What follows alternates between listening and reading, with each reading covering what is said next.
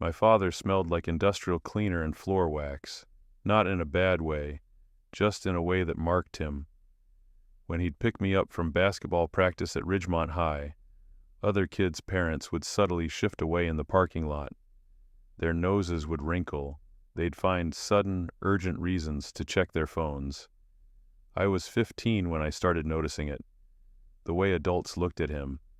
My name is Tristan Harmon. My father was Edwin Harmon, head custodian at Ridgemont High School for 23 years. He worked the night shift mostly, which meant I grew up with a father who slept during the day and lived in the school's shadows after dark. He knew every pipe, every locked closet, every shortcut between buildings. He knew which bathroom stalls had broken locks, which classroom windows didn't seal properly, which teachers left their coffee makers on overnight. He took pride in that knowledge, real pride, the kind that doesn't need recognition. We lived in a small, 2-bedroom rental about 4 miles from the school, in the part of town where the streetlights were spaced farther apart and the grocery store only accepted cash. Mom had left when I was 7, just packed 2 suitcases one Tuesday morning, and drove to her sister's place in Nevada. The divorce papers came 3 months later. Dad never talked about it, never bad-mouthed her, never even took down the one photo of her that still sat on the living room bookshelf. He just worked. And I went to school. Ridgemont High had about 1,200 students, which made it big enough to have real cliques, but small enough that everyone knew everyone's business.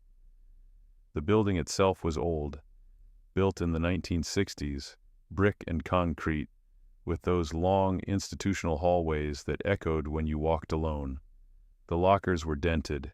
The gym floor had been refinished so many times it was starting to warp in places.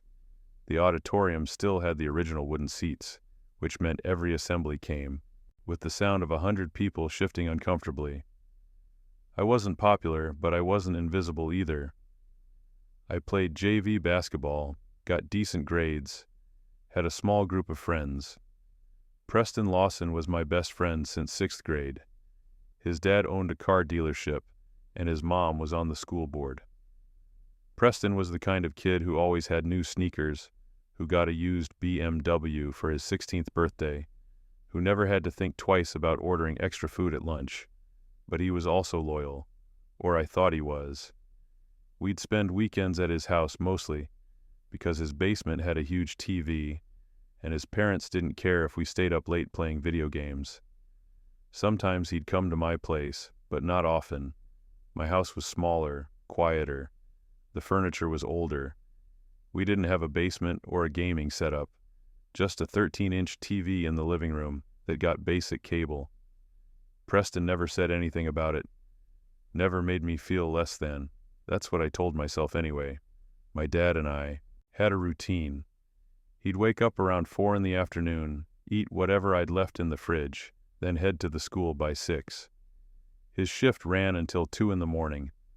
I'd see him briefly in the mornings before school. He'd come home, exhausted, smelling like bleach and effort, and we'd have maybe 15 minutes together before I had to catch the bus. "How was your night?" I'd ask. "Quiet," he'd say. "Replace the soap dispensers in the West Wing bathrooms. Fix the leak under the sink in the teacher's lounge."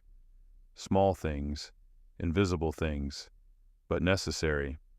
I think that's what I admired most about him. He understood that the world runs on invisible labor, that someone has to fix the things everyone else ignores. He never complained about it, never acted like he deserved more recognition. He just did the work. That mindset shaped me, I think. Made me believe that effort mattered more than status, that if you did your job well, people would eventually notice. I was wrong. The theft started in early October of my sophomore year. Small things at first. A laptop missing from the computer lab. $40 taken from the main office petty cash box. A digital projector that disappeared from a locked AV closet. Then it escalated.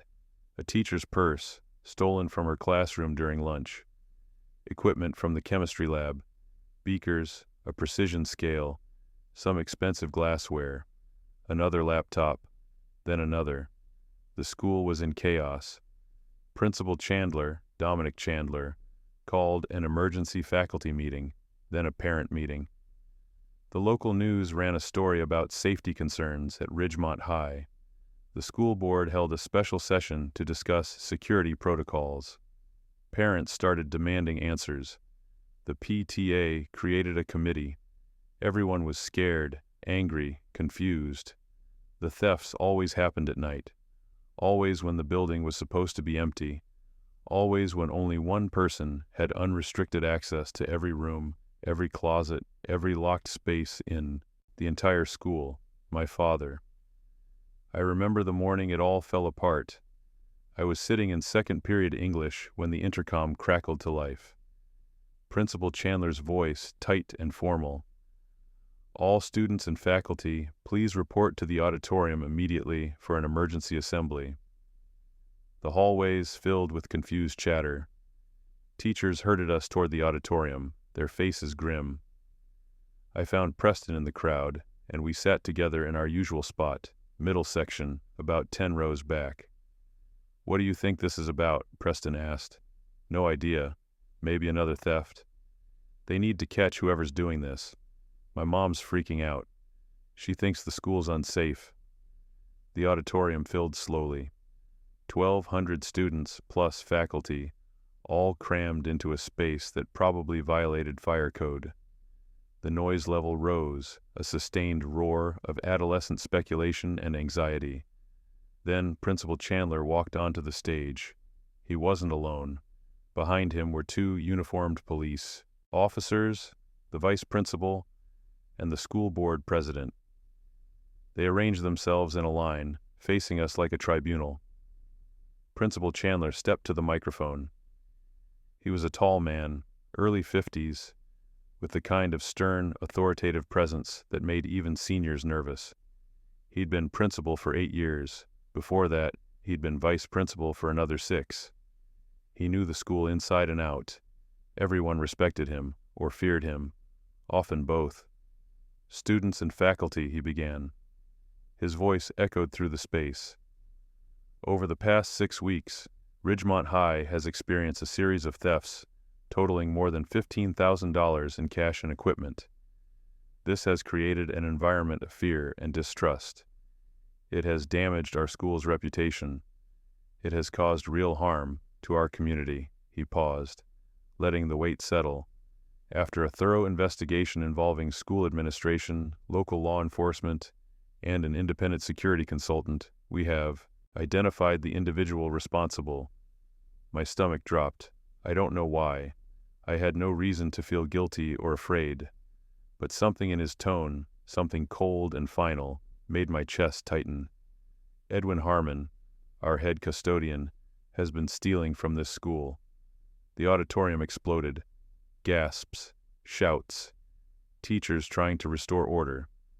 Students turning to look at each other, at me, their faces a mix of shock and excitement and something worse. Satisfaction. The kind of satisfaction people feel when a mystery is solved, when the world makes sense again, when someone else's tragedy becomes their entertainment. I couldn't move, couldn't breathe. I felt Preston's hand on my shoulder, but I couldn't turn to look at him. Couldn't do anything but stare at Principal Chandler as he continued speaking. "Mr. Harmon had unrestricted access to every area of this building. He worked alone. He knew our security systems, or lack thereof. He had keys to every door, every closet, every storage room. The pattern of thefts corresponds directly to his work schedule, and this morning we executed a search warrant at his residence." Another pause. Theatrical, calculated. "We recovered stolen school property, a laptop, the missing projector, other items that will be cataloged as evidence." My hands were shaking. This wasn't real. This couldn't be real. My father didn't steal. He didn't lie. He didn't take shortcuts. He barely took days off. He'd worked at this school for over 2 decades, and in all that time, he'd never... "Edwin Harmon has been terminated immediately. He will face criminal charges. And I want to be absolutely clear with all of you. This school will not tolerate theft, dishonesty, or betrayal of trust. Not from students, not from faculty, and not from staff. The applause started slowly, then built. Within seconds, hundreds of students were clapping, some were cheering. They weren't celebrating justice, they were celebrating the show, the drama, the fact that someone, anyone, had been caught. I sat frozen, the sound crashing over me like a wave. Then Principal Chandler said, "If any student has information about these thefts, or witnessed anything suspicious, please come forward. We want to ensure we have the complete picture." That's when Preston stood up. I felt him rise beside me before I saw him. Felt the absence of his weight on the bench. I turned, confused, and saw him walking toward the aisle, his hand raised. "Sir," Preston called out, "I have information." The auditorium went silent. Preston walked down the aisle toward the stage. Every eye followed him. I watched, numb, as my best friend, my only real friend, climbed the steps and approached the microphone. Principal Chandler handed it to him. Preston's voice echoed through the space. "I've been to Tristan Harmon's house, multiple times. I've seen the stolen laptop there, about 3 weeks ago. I didn't think anything of it at the time, but now, I'm sorry, Tristan. I have to tell the truth." The auditorium erupted again. I don't remember much after that, just fragments. Teachers escorting me out of the auditorium, students staring, whispers spreading like wildfire. The principal's office. 2 police officers asking me questions I couldn't answer. Did I know about the stolen items? Had my father mentioned anything unusual? Had I noticed changes in his behavior? No. I don't know how I got home that day. I think a police officer drove me, maybe a teacher. The memory is blurred, distorted by shock and disbelief. My father was already there. He was sitting at the kitchen table, his head in his hands. He looked smaller than I'd ever seen him. Diminished. Broken. "Dad, I didn't do it," he said quietly. "Tristan, I swear to you, I didn't steal anything." "Then how did they find the stuff at our house?" "I don't know." His voice cracked. "I came home this morning and the police were already here. They had a warrant. They went through everything. They found a laptop in my bedroom closet and the projector in the garage. I've never seen those items before in my life. Then someone planted them." "Yes." He looked up at me, his eyes red. "But who's going to believe that?" He was right. Who would believe the janitor over the principal? Over the police? Over the evidence they'd found? The arrest came 2 days later. My father was charged with theft, burglary, and receiving stolen property. Bail was set at $20,000, which we didn't have. He spent 4 days in county jail before a public defender managed to get him released on his own recognizance. But the damage was done. The local news covered the story. Longtime school custodian arrested in theft ring. Our names were published. Our address was published. Photos of my father in handcuffs were broadcast on the evening news. Within a week, we were pariahs. People I'd known my entire life crossed the street to avoid us. Parents called their kids inside when I walked past. The few friends I had, besides Preston, stopped returning my texts. Teachers looked at me with pity or suspicion or both. Preston didn't just betray me at that assembly. He erased me. Suddenly we'd never been friends. He didn't know me, didn't sit with me at lunch, didn't acknowledge me in the hallways. When I tried to talk to him, just once, desperately, needing to understand why, he looked at me like I was a stranger. "My parents don't want me associating with you," he said flatly. "Sorry." That was it. 15 years of friendship ended in 2 sentences. The worst part wasn't the isolation, it was the doubt. Late at night, lying in bed, I'd find myself wondering, what if my father did do it? What if he was desperate, broke, angry at a system that paid him minimum wage to maintain $1 million facility? What if I didn't know him as well as I thought? The doubt ate at me, made me question everything I believed about him, about loyalty, about truth. The court case dragged on for months. My father's public defender was overworked and underpaid. The prosecution had evidence: the stolen items found in our home, my father's access to the school, Preston's testimony, security logs showing he was alone in the building during the times of the thefts.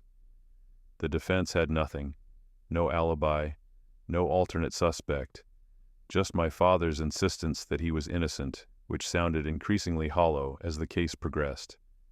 We couldn't afford the rent anymore. Dad couldn't find work. No one would hire him with pending criminal charges. We burned through our savings in 3 months. Then we started selling things: the TV, the couch, Mom's old bookshelf, anything that might bring in $50 or $100. We moved out of the rental house in February, 6 months after the arrest. We moved into a motel on the edge of town, the kind with weekly rates and flickering neon signs and doors that opened directly onto the parking lot. 1 room, 2 beds, a bathroom that smelled like mildew and regret. I was still attending Ridgemont High, technically, but I'd stopped going to most classes, stopped doing homework, stopped trying. The guidance counselor called me in twice to discuss my academic trajectory, which was a polite way of saying I was failing everything.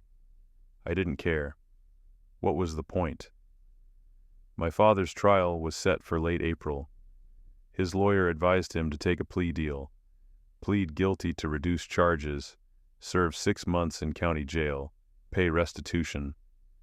The alternative was risking a jury trial and potentially facing years in prison. I didn't do it, my father kept saying. I can't plead guilty to something I didn't do. But he was tired, defeated, ground down by a system designed to extract confessions, not discover truth. The day before the trial, he took the plea deal. I watched him sign the papers, watched him agree to a guilt he didn't own, watched him surrender the last piece of his dignity because fighting would have destroyed us both. He served his 6 months. I dropped out of school, got a job washing dishes at a diner that didn't ask questions, sent him money for commissary, visited him every other week, sitting across from him in a gray room with fluorescent lights and cameras, and the weight of institutional failure pressing down on us. When he was released, we left Ridgemont. We packed our few remaining belongings into a borrowed pickup truck and drove north. We ended up in a smaller town called Millbrook, about 200 miles away. Population 8,000. No one knew us there. No one cared about a theft case from some high school 2 counties over. Dad found work at a warehouse. Night shifts again, loading trucks. He didn't complain. I got my GED and enrolled in community college. I didn't know what I wanted to study. I just knew I needed to do something, become something other than the janitor's son who'd been publicly humiliated and quietly erased.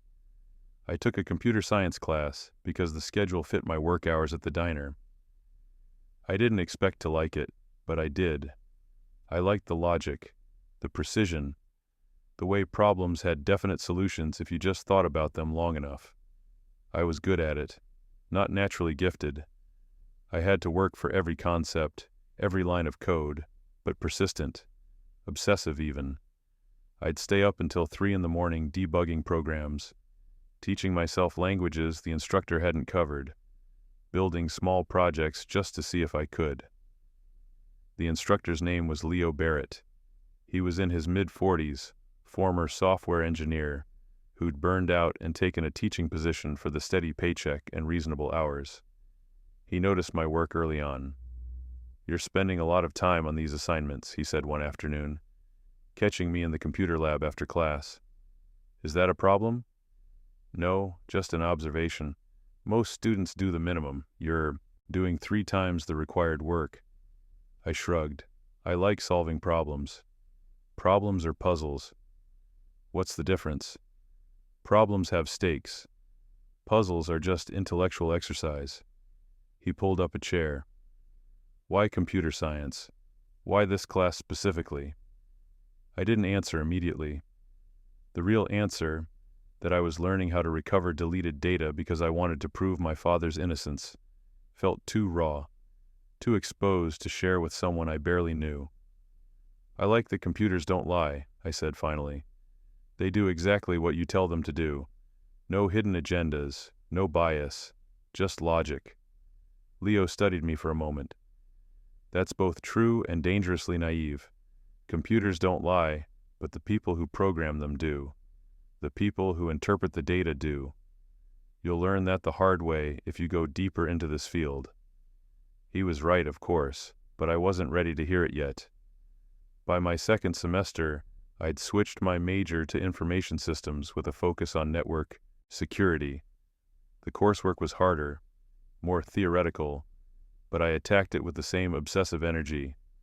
I spent my mornings at the diner, my afternoons in class, my evenings studying, and my nights teaching myself skills that weren't part of any curriculum.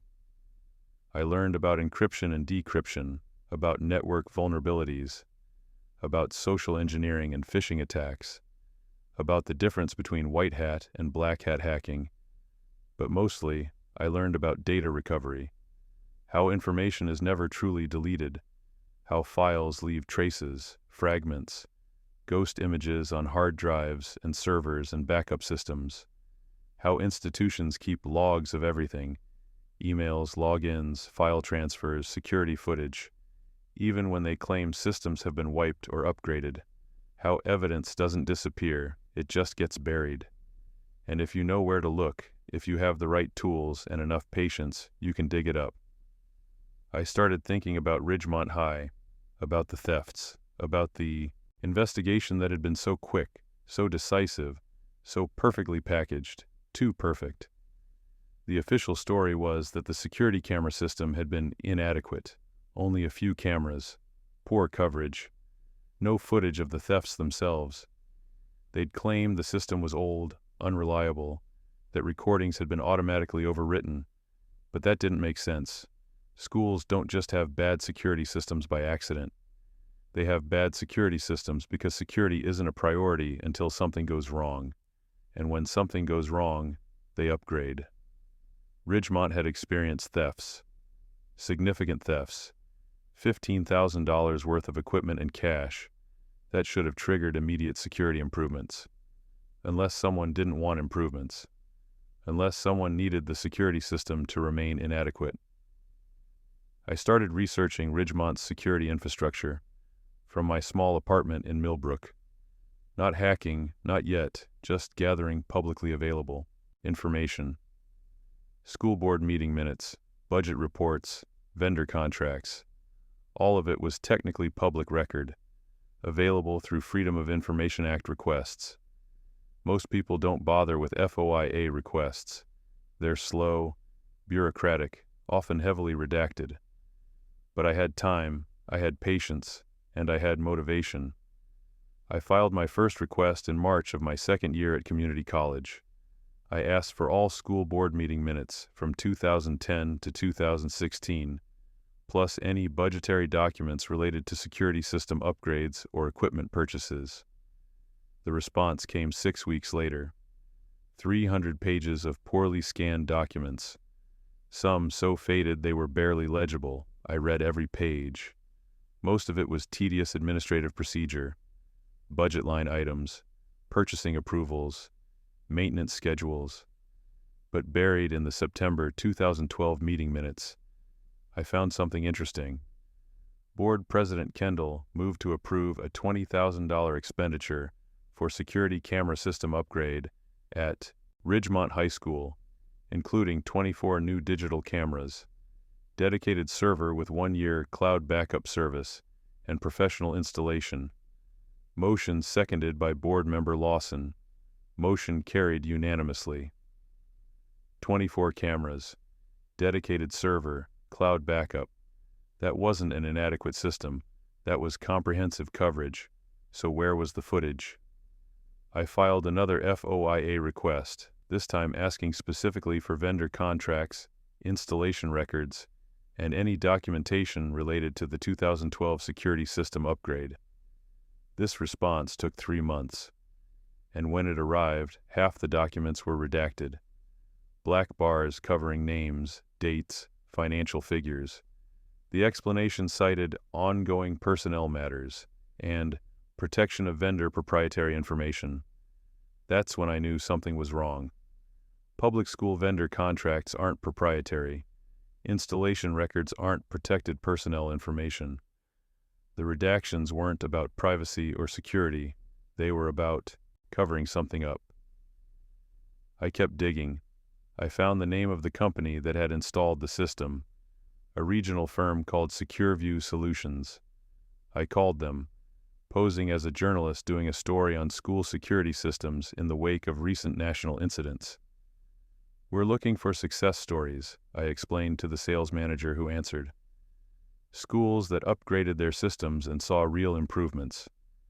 "Well, we've done a lot of installations," the manager said. "What area are you focused on?"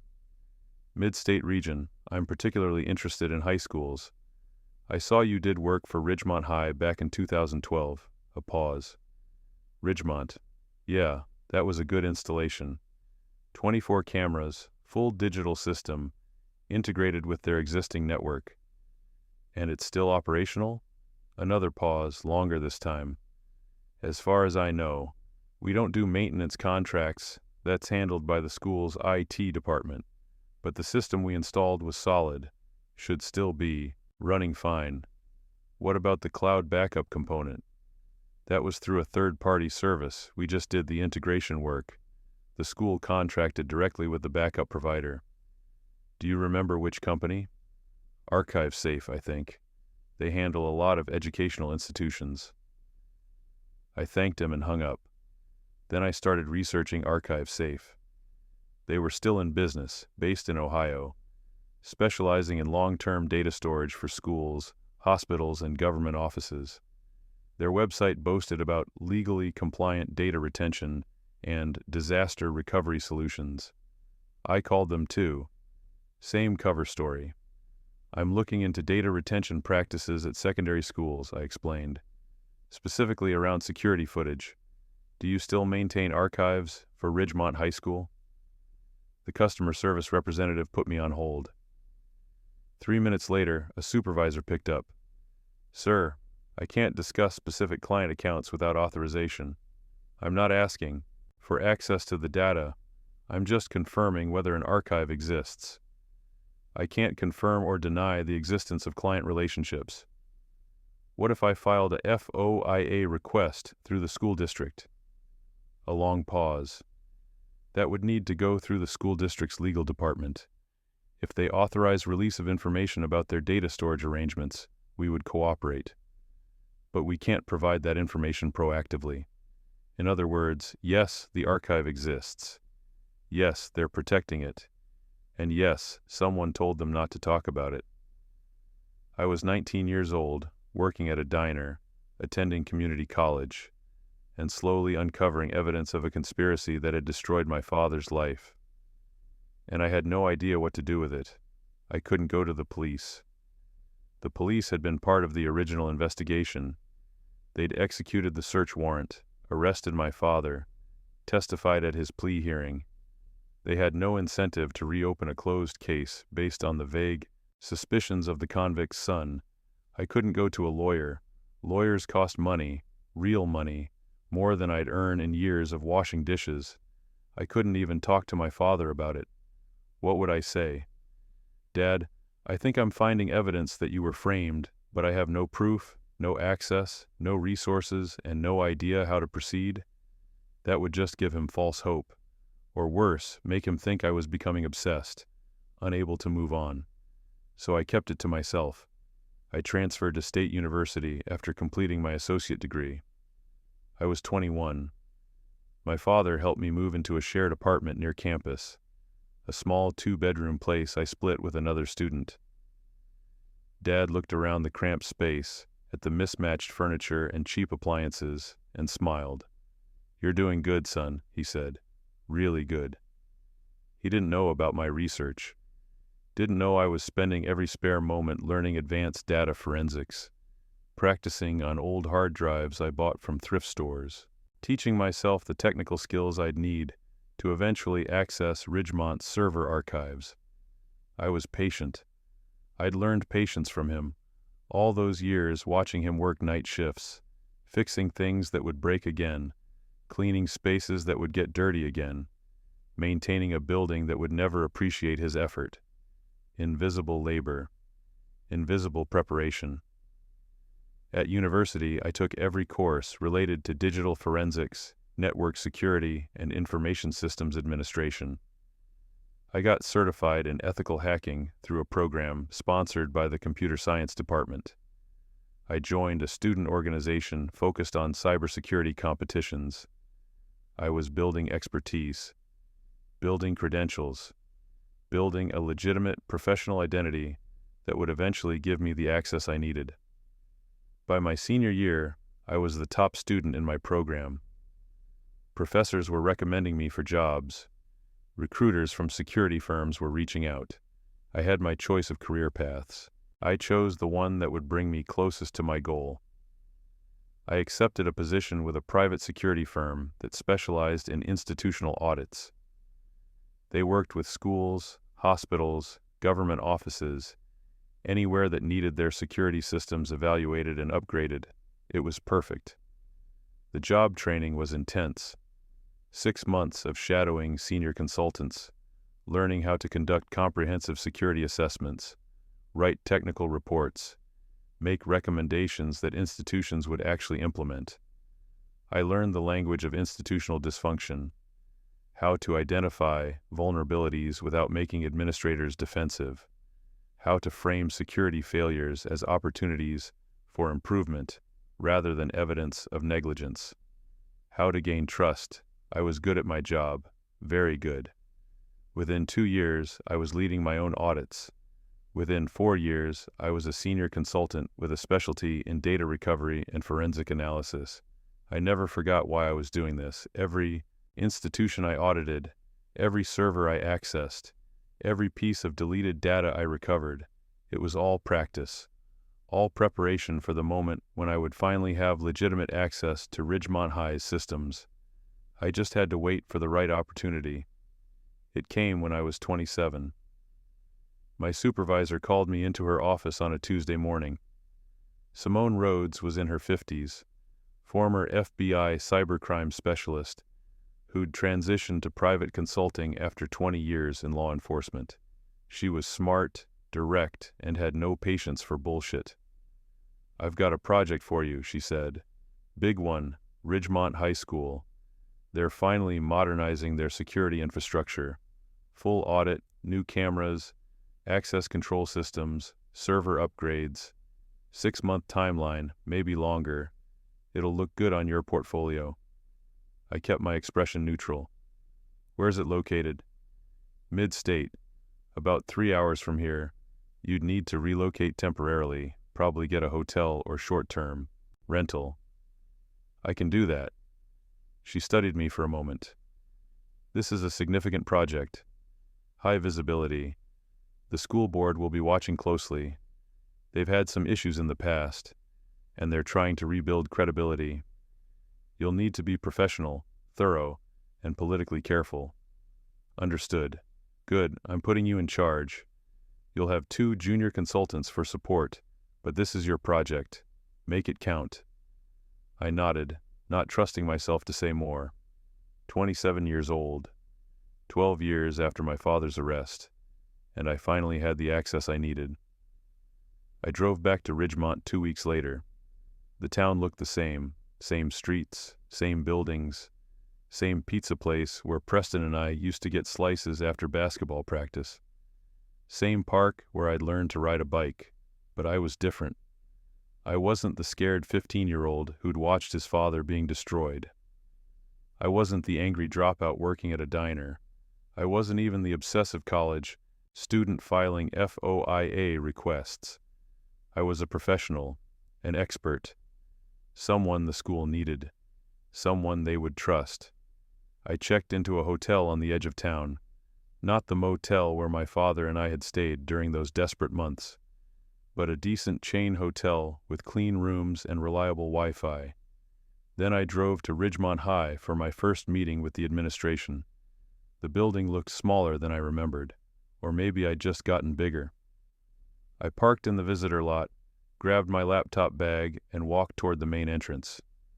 The security was still a joke. No ID check, no sign-in system, just an unlocked door and an empty front desk. I walked to the administrative office.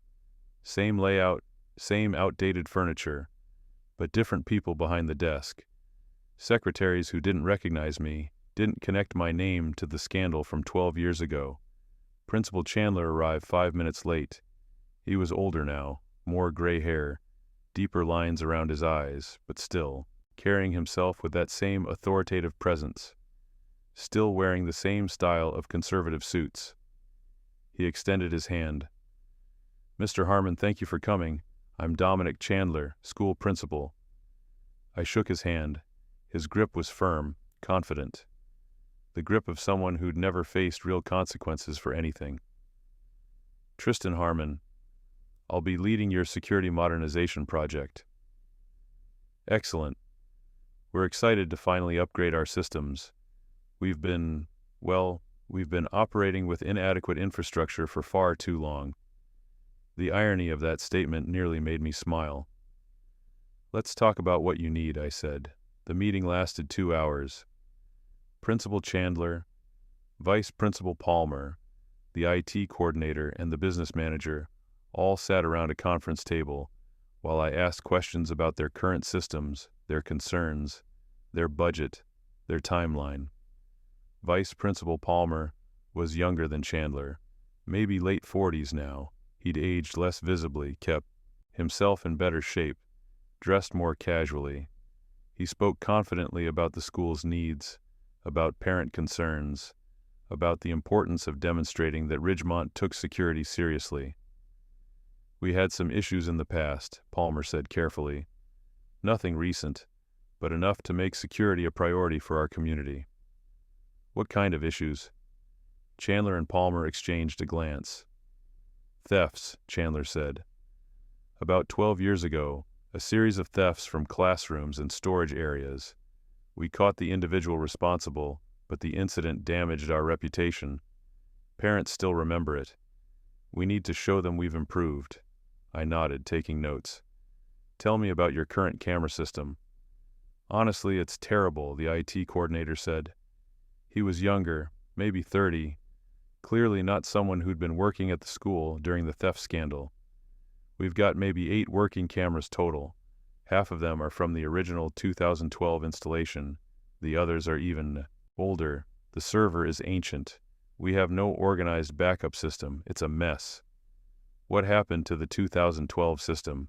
That should have been comprehensive." Another glance between Chandler and Palmer. "Budget cuts," Palmer said smoothly. "Maintenance fell by the wayside. Cameras failed, and we didn't have funds to replace them. The server it was replaced a few years ago when we moved to cloud-based systems for student records. The old server's still here, actually, in a storage closet. We just never got around to disposing of it properly." My pulse quickened, but I kept my expression neutral. "I'll need to see everything," I said. "The current camera locations, the server room, the old equipment, all of it. I need to understand your complete infrastructure, current and legacy, before I can make recommendations." "Of course," Chandler said. "We'll give you full access, whatever you need." They had no idea they were handing me the keys to their destruction. I spent the first month doing exactly what they expected, a thorough professional security audit. I mapped every camera location, documented every vulnerability, interviewed staff about security concerns, wrote detailed reports about necessary improvements.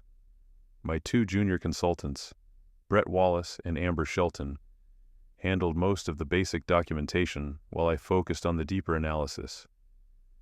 They were good at their jobs, efficient and detail-oriented. They had no idea why I was spending so much time examining the old server equipment. "Why are we documenting legacy systems?" Brett asked one afternoon. We're not keeping any of this old stuff. Best practice, I said. We need to make sure no sensitive data is left behind when we decommission the equipment. Schools are terrible about data disposal. I've seen institutions throw out servers with years of student records still on them. It was true. It was also cover. I waited until my third week on site to access the old server. The IT closet was exactly where Palmer had said it would be, a cramped space on the second floor, filled with outdated equipment, tangled cables, and the accumulated technology detritus of 2 decades. The old security server sat on a metal shelf, dusty and forgotten. It was a Dell PowerEdge from 2012, exactly matching the specifications from the SecureView Solutions installation. I brought my forensic equipment, portable drives, write blockers, imaging software. Everything I needed to create a complete copy of the server's contents without leaving any trace of my access. The server hadn't been properly decommissioned. No one had wiped the drives or removed the data. They just unplugged it, moved it to storage, and forgot about it. Amateur hour. I connected my equipment and started the imaging process. Copying terabytes of data takes time. Hours. But I couldn't do it during the day. Too many people around, too many questions. I had to wait until the building was empty. So I came back at night. I told the junior consultants I needed to test the after-hours access control protocols, which was technically true. I told the principal I'd be working late to ensure thorough coverage, which was also true. What I didn't tell them was that I was imaging the old security server, recovering deleted files, and building a comprehensive archive of everything that had happened in 2015. It took 3 nights.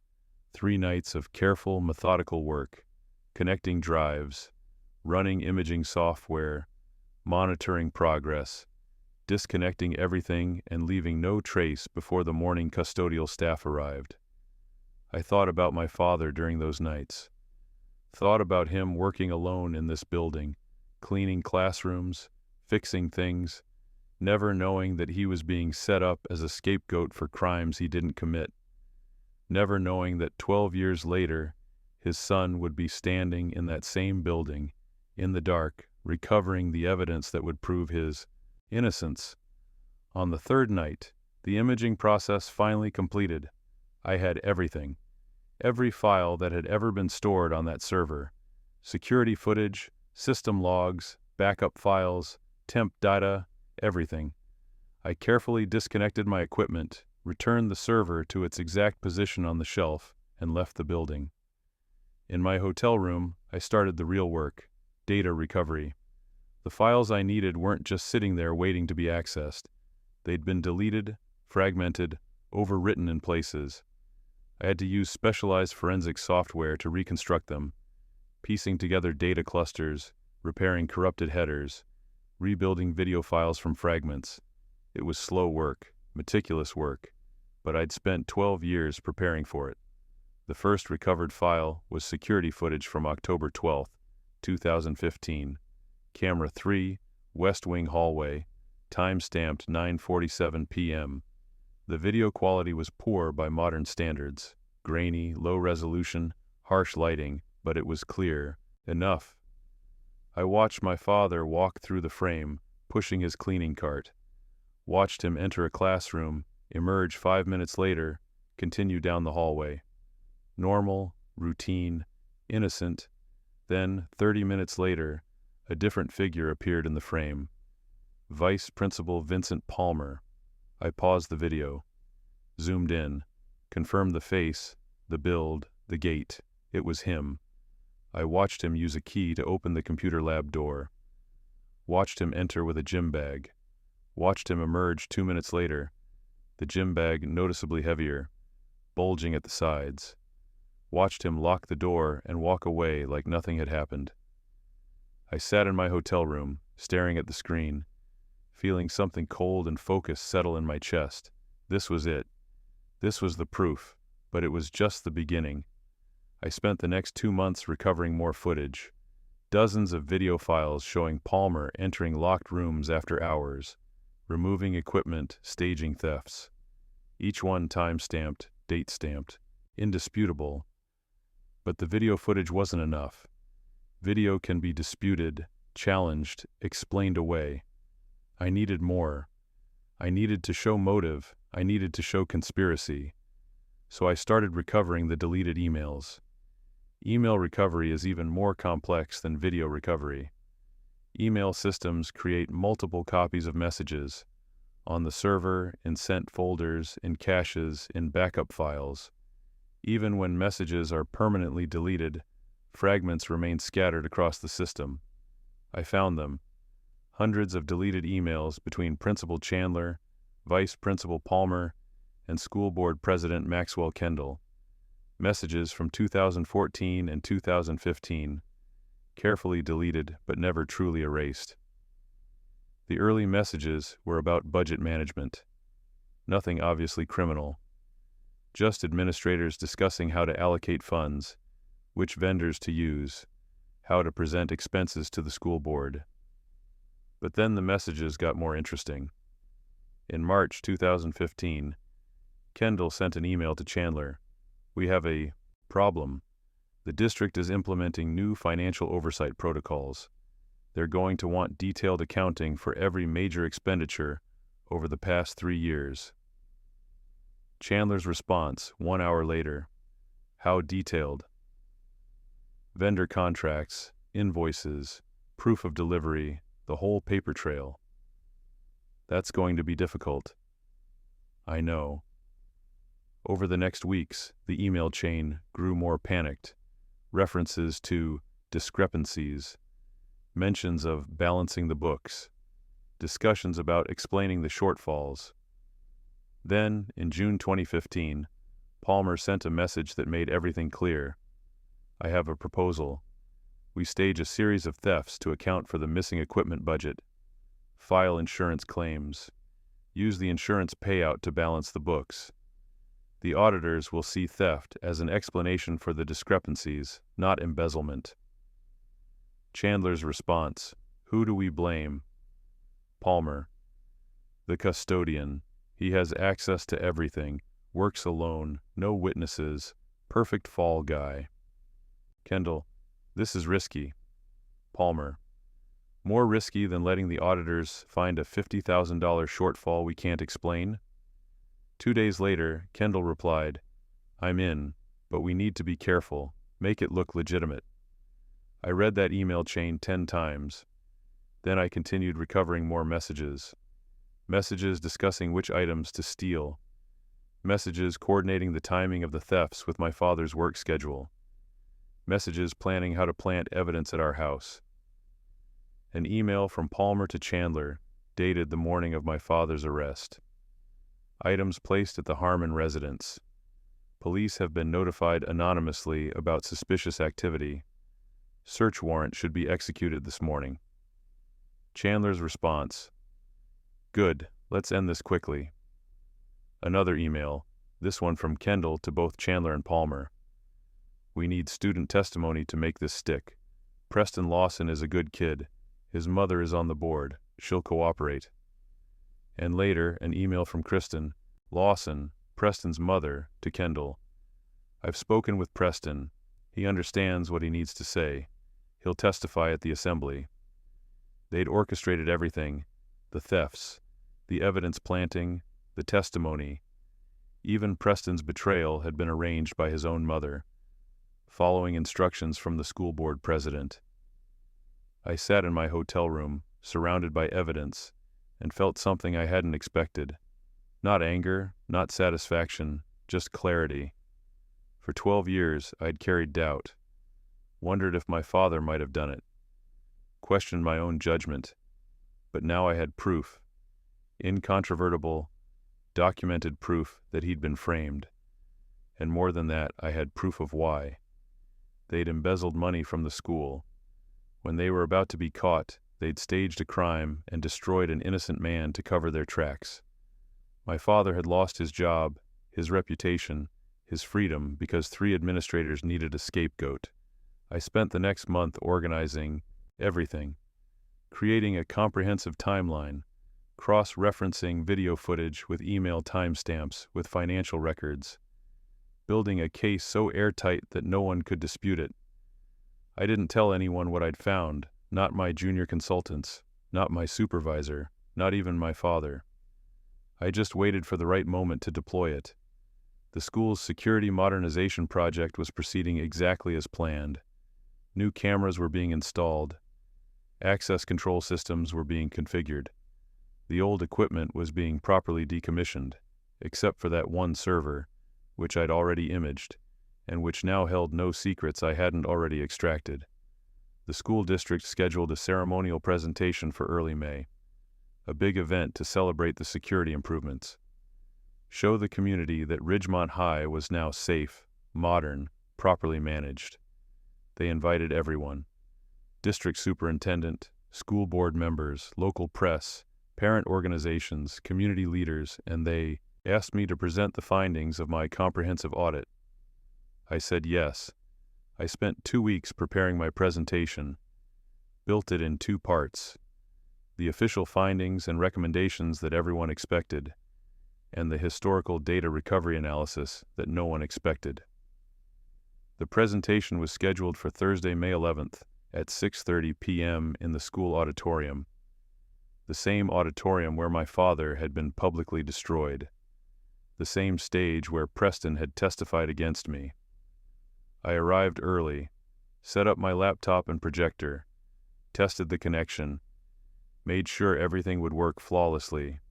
The auditorium filled slowly, about 200 people, school board members in the front row, Principal Chandler and Vice Principal Palmer on stage, looking pleased with themselves, Superintendent Warren Grimes beside them, local council members, parents, press with cameras and notebooks.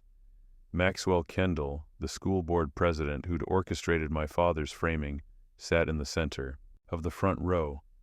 Kristen Lawson, Preston's mother, sat beside him. I saw Preston in the audience, about 10 rows back. He was 27 now, same as me, still living in Ridgemont from what I'd heard, working at his father's car dealership. He didn't recognize me. Why would he? 12 years had passed. I'd changed, grown, become someone different, but I recognized him.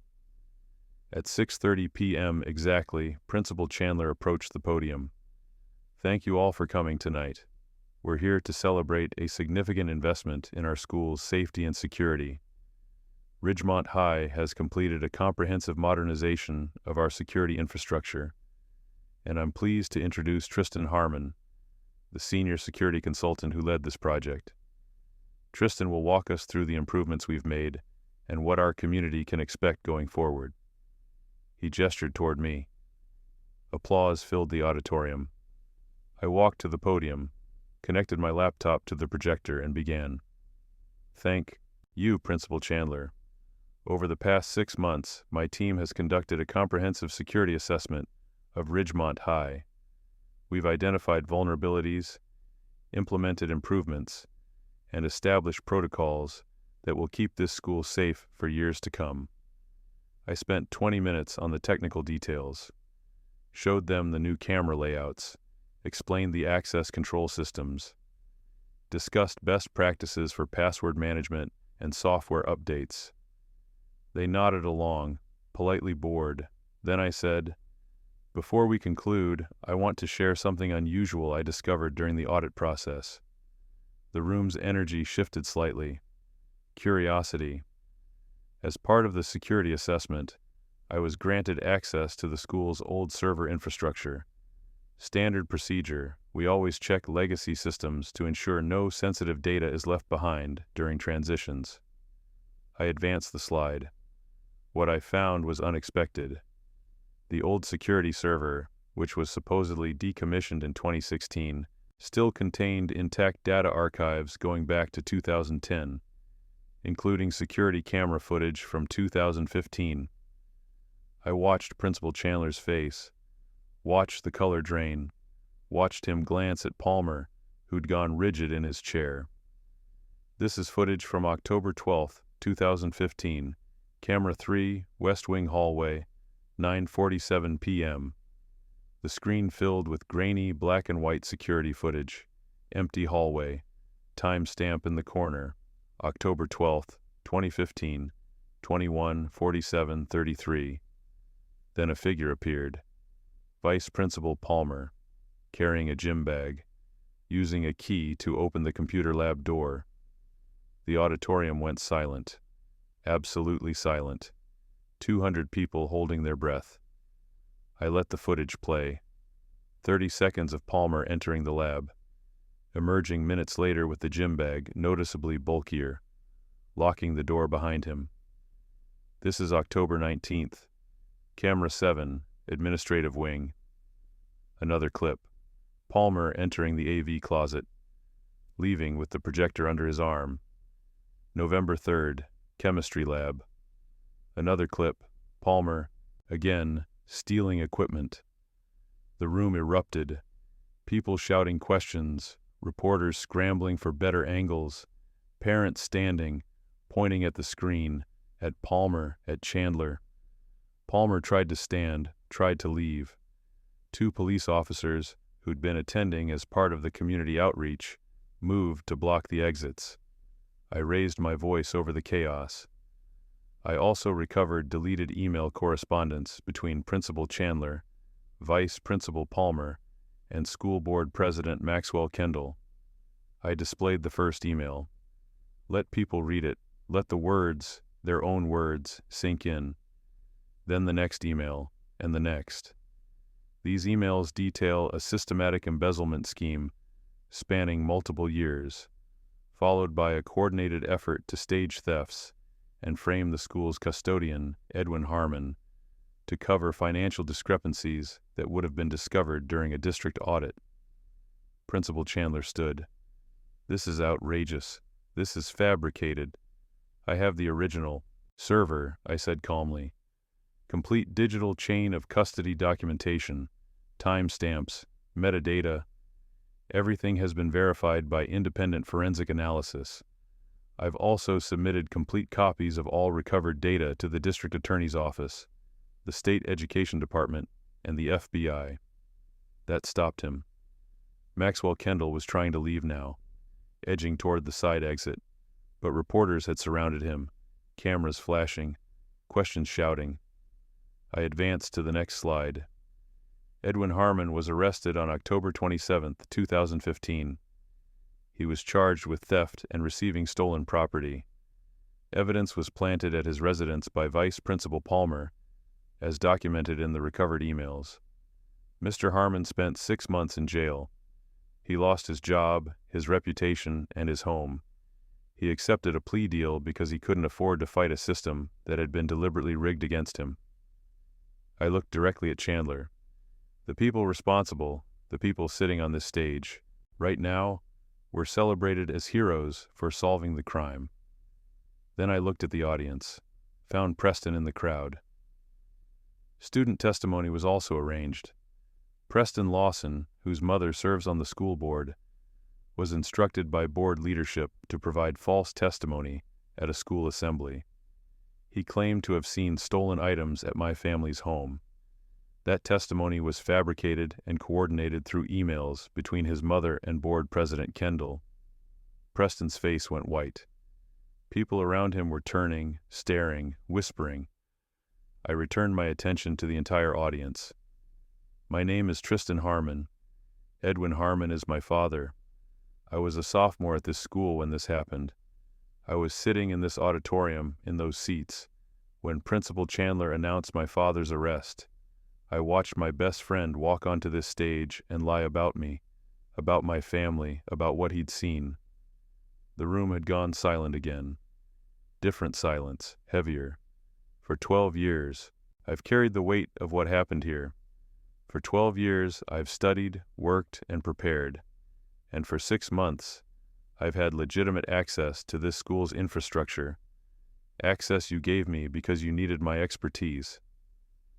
I advanced to my final slide. I'm recommending that the school district immediately petition the court to vacate Edwin Harmon's conviction issue a formal public apology, and provide full financial restitution for the damages caused by this wrongful prosecution. I'm also recommending that criminal charges be filed against Principal Chandler, Vice Principal Palmer, and School Board President Maxwell Kendall for embezzlement, conspiracy, evidence tampering, and fraud. Superintendent Grimes stood up, face red. "This presentation is over." "No," I said quietly. "It's just beginning." I disconnected my laptop from the projector, packed my equipment, and walked off the stage while chaos consumed the auditorium behind me. 3 weeks later, my father's conviction was officially vacated. The district attorney's office issued a formal apology, called the conviction a miscarriage of justice based on fabricated evidence and coordinated false testimony, said they took full responsibility for the failures of the initial investigation. The school district settled a civil lawsuit for $400,000. Not enough to replace what my father had lost, but enough to matter, enough to give him security. Principal Dominic Chandler resigned immediately. He was indicted on multiple charges: embezzlement, fraud, conspiracy, and evidence tampering. He took a plea deal rather than face trial. 3 years in prison, plus restitution. Vice Principal Vincent Palmer refused to take a deal. He maintained his innocence, claimed the recovered evidence had been tampered with, argued that I had a personal vendetta and had fabricated the data. His trial lasted 2 weeks. The jury took 40 minutes to convict him on all counts. He got 6 years. School Board President Maxwell Kendall resigned and fled the state. He made it as far as Arizona before being arrested at the airport, trying to board a flight to Mexico using a fake passport. His trial is still pending, but the evidence against him is overwhelming. Kristen Lawson resigned from the school board the day after my presentation. She wasn't charged criminally. The district attorney said there wasn't enough evidence to prove she'd actively participated in the conspiracy beyond instructing her son to testify. But she was named as a defendant in the civil lawsuit. She settled separately for an undisclosed amount. Preston tried to contact me. First through email, then through LinkedIn, then through a mutual acquaintance from high school. The LinkedIn message said, "I'm sorry for what happened. I was young and didn't understand what I was doing. My mother told me I was helping resolve a difficult situation. I didn't know I was lying. I didn't know what I would do to you and your father. Please, can we talk?" I read it. Then I deleted it without responding. Some betrayals don't deserve forgiveness. Some actions can't be undone by apologies or explanations or claims of ignorance. Preston was 15 when he testified, old enough to know what truth was, old enough to understand that his words had consequences. He chose to lie. He chose to destroy someone else to avoid disappointing his mother, or to protect himself, or because it was easier than standing up. That's not forgivable. That's just who he was. The school district, desperate to salvage any remaining credibility, offered me a position as Director of Security and Operations. Real position. 6-figure salary. Full benefits. Authority to implement comprehensive changes across all district schools. I surprised myself by accepting. Not because I wanted to work at Ridgemont High, not because I had any love for the institution that had destroyed my father, but because it felt like completing something, like taking the position that should have protected innocent people and rebuilding it into something that actually might. My first day, I walked into the main administrative office, the same office where I'd been questioned as a terrified 15-year-old, the same office where my father had been fired without being allowed to defend himself. The district had hired a new principal from outside the area, someone with no connection to the scandal, no history with Ridgemont. Her name was Simone Weaver, and she was competent, direct, and determined to rebuild the school's reputation through actual integrity rather than performance. She handed me my ID badge and office keys. I looked at the desk, my desk now, and reached into my bag. I pulled out my father's old janitor ID. The plastic was faded, yellowed with age. The photo showed a younger version of him, Before the arrest, before the conviction, before the years of warehouse work and quiet defeat, I placed it on the desk next to my own badge. From now on, I said quietly, at least one person in this school will be responsible for the truth. Simone looked at the two badges, then at me. She didn't fully understand the gesture. How could she? She wasn't there 12 years ago. She didn't know what had been taken from my father, from me, from dozens of students who'd been taught that power matters more than truth. But I understood, and that was enough. My father is 61 now, actually retired, not couldn't find work retired, but genuinely retired with savings, a pension from his warehouse work, and a significant settlement from the school district. He bought a small house in Millbrook, 2 bedrooms, a garage, a yard, nothing fancy, but it's his. No landlord, no weekly motel rates, his. We have dinner together once a week, sometimes twice. We don't talk about Ridgemont much, the trial, the vindication, the money. It all feels distant now, like something that happened to different people in a different life. But sometimes, when we're sitting quietly after a meal, I'll catch him looking at me with an expression I can't quite name.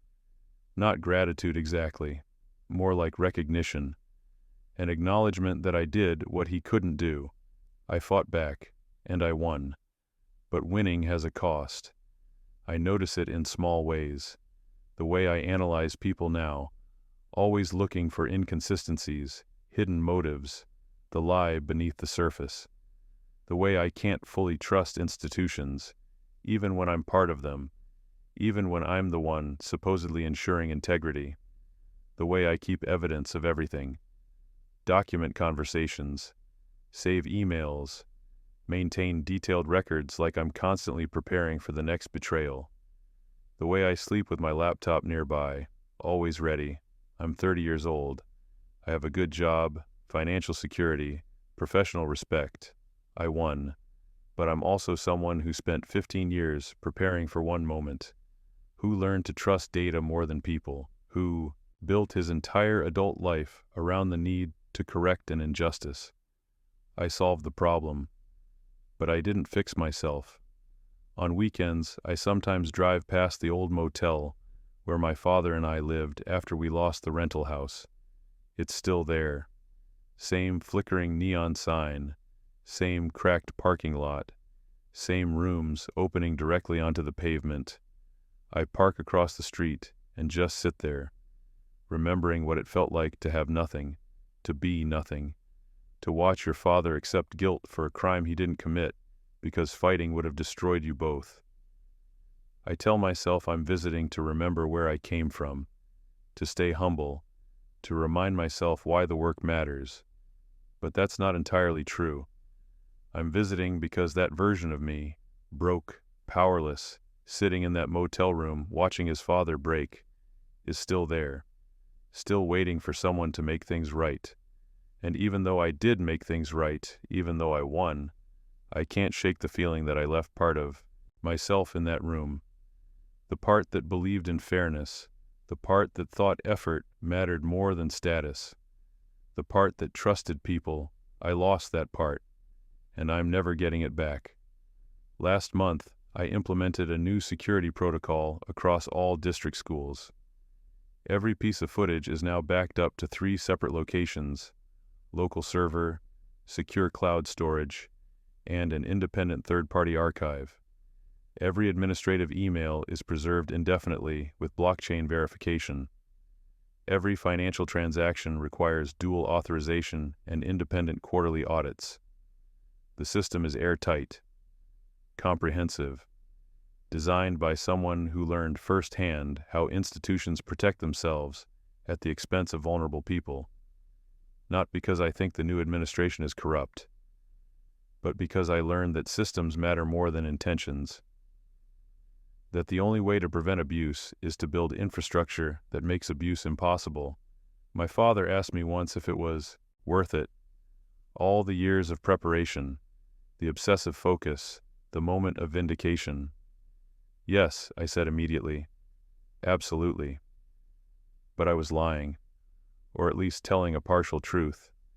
It was worth it because he deserved justice, because the people who destroyed him deserved consequences, because someone needed to prove that invisible people matter, that custodians and dishwashers and warehouse workers aren't disposable. But it wasn't worth what it cost me personally. I'm not the person I would have been. I'm harder, more cynical, more suspicious. I see potential conspiracy in every institutional decision. I trust documented systems more than human promises because systems can be audited, verified, proven. People just lie. I won. But I'm still losing something every day. The archives are still out there, you know. Not just at Ridgemont, at every school, every hospital, every government office, every institution that thinks deletion means disappearance. The evidence is always there, fragmented, buried, waiting. I could spend the rest of my life digging it up, finding the next Edwin Harmon, the next wrongful conviction, the next conspiracy of powerful people destroying someone invisible. I could make that my entire existence, but I won't, because I've learned something my father understood instinctively. Some things can't be fixed. Some damage is permanent. You can correct the official record. You can restore someone's reputation. You can even achieve justice. But you can't give them back the years, the dignity, the version of themselves that existed before the world taught them that fairness is a myth and power is the only currency that matters. My father knows this. I see it in the way he still flinches slightly when he sees police cars, even though he's been exonerated. The way he checks door locks twice before bed. The way he keeps his head down in public spaces, even though he has nothing to hide anymore. The wrongful conviction was erased from his legal record, but it wasn't erased from him, and my victory, my moment of perfect, calculated vindication, didn't change that fundamental reality. I'm sitting in my office at Ridgemont High right now. It's after hours. The building is empty except for the night custodian, a woman named Dana Chandler, no relation to the former principal. I've met her. She's professional, thorough, takes pride in her work. I've made sure she has a fair contract, proper wages, benefits, respect. It's not enough. It doesn't fix what happened to my father, but it's something. Tomorrow I'll implement another security protocol. Next week I'll conduct another audit. Next month I'll train staff on proper data retention policies and ethical administration. I'll do my job. I'll do it well. I'll make sure that what happened to my father becomes structurally impossible, and I'll try not to think about what it cost me to get here. But late at night, when the building is quiet and I'm alone with the systems I've built, the memories resurface. The assembly. Preston on that stage. My father's face the day he signed the plea deal, and I realized the truth I've been avoiding. I didn't beat them. I just became someone they couldn't beat. There's a difference. A crucial difference I didn't understand when I started this 15 years ago. Beating them would have meant restoring what was taken, returning my father to who he was, returning myself to who I might have been. But that's impossible. That's not how trauma works, not how injustice works. Instead, I survived. I adapted. I became harder, sharper, more capable. I built armor so thick that no institution could hurt me the way they hurt my father. But armor is heavy, and you can't take it off. I wish I'd learned that sooner, understood the real cost of winning.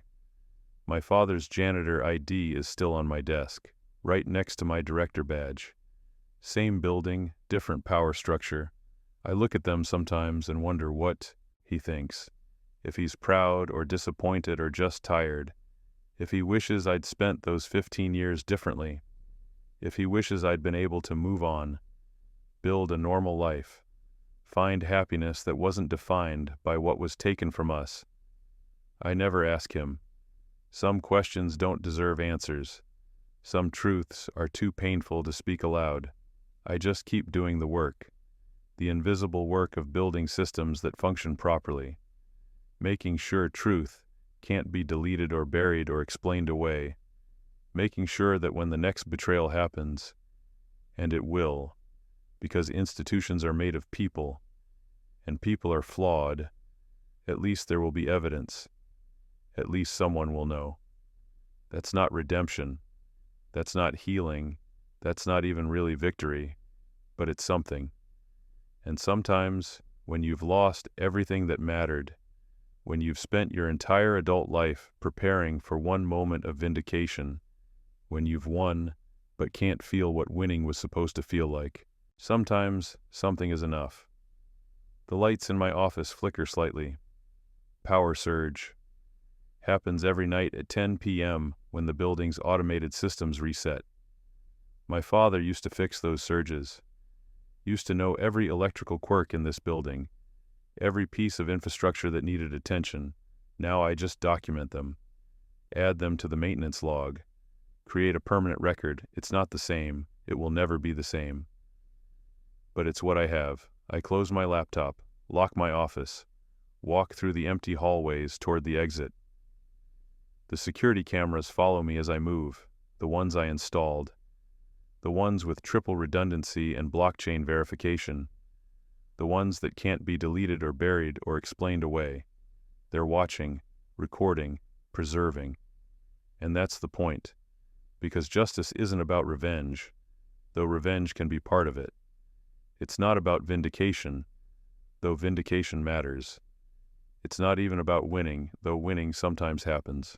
Justice is about making sure the truth survives, even when we don't survive intact, even when winning costs us the person we used to be, even when the victory feels hollow because we've changed so much that we can barely remember what we were fighting for. The truth survives, the evidence remains, the systems function, and maybe, just maybe, the next Edwin Harmon won't have to wait 15 years for someone to prove he was innocent. Maybe the next Tristan Harmon won't have to spend his entire life preparing to correct an injustice. Maybe the systems I've built will actually protect people instead of just documenting how they were failed. Maybe. I drive back to my apartment. I bought a place in Millbrook, near my father's house, because Ridgemont never felt like home again, and never will. The highway is empty at this hour, just me and the occasional truck and the darkness pressing in from all sides. I think about Preston sometimes. Wonder what his life looks like now, whether he thinks about what he did, whether he's told his own children about the time he destroyed someone's life because his mother asked him to. I wonder if he sleeps well, if he's built a life he's proud of, if he's managed to convince himself that he was just a kid who didn't know better. I'll never know, and I don't want to know. Some people don't deserve the space they try to occupy in your life. Some betrayals are better left in the past, unexamined and unforgiven. I get home, unlock the door, put my laptop on the desk. The apartment is quiet, clean, organized, everything in its place. No personal photos except one. My father and me at his retirement party. Both of us smiling. Both of us trying to pretend that victories fix things. I look at that photo and see two men who survived something terrible, who fought back in different ways, who paid different costs for their survival, and I understand, finally, what he's been trying to tell me without words for the past 3 years. Winning doesn't heal you. Vindication doesn't restore what was lost. Justice doesn't give you back the person you used to be. It just gives you something to build on, some foundation for whatever comes next. Whether that's enough depends on what you choose to build. I haven't figured that out yet, but I'm working on it. One day at a time, one system at a time, one piece of evidence preserved at a time. Building something that might matter, something that might protect the next invisible person who gets blamed for crimes they didn't commit. It's not much, but it's honest work, the kind my father would understand. The kind that doesn't need recognition or applause or gratitude. Just effort, just persistence, just showing up and doing what needs to be done. I learned that from him at least, even if I lost everything else along the way. Stories like this happen more often than we think. Subscribe if you want to hear the ones that usually stay unspoken. And if this story made you pause, a like helps the channel grow.